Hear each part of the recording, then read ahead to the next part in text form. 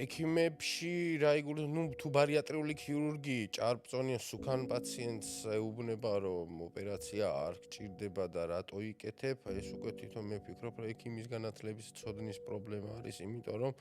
უნდა ექიმმა კარგად იცის, რატოც იკეთეს, რამდენი თანდართული დაავადება ახლავს სიმსუქნეს, რამდენი დაავადების გამომწვევი მიზეზი შეიძლება იყოს და აქედან გამომდინარე, ეს არ არის მედიცინის ის დარგი, რომელიც ემსახურება სილამაზეს, ეს არის ჯანმრთელობისთვის სიცოცხლის გადამჩენელი ოპერაციაა და თუ ბარიატრიული ექიმი ეუბნება, რომ რატო არ იკეთება, ალბათ არ იტყვის ბარიატრ, მაგრამ იყო ხშირი შემთხვევები, როდესაც თქვა სხვადასხვა პროფილის ექიმები უფრო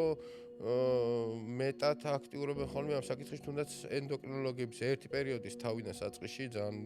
წინააღმდეგები იყვნენ ენდოკრინოლოგები, თქვა ამ ქირურგიული ჩარევებისა, მაგრამ ეხლა თვითონ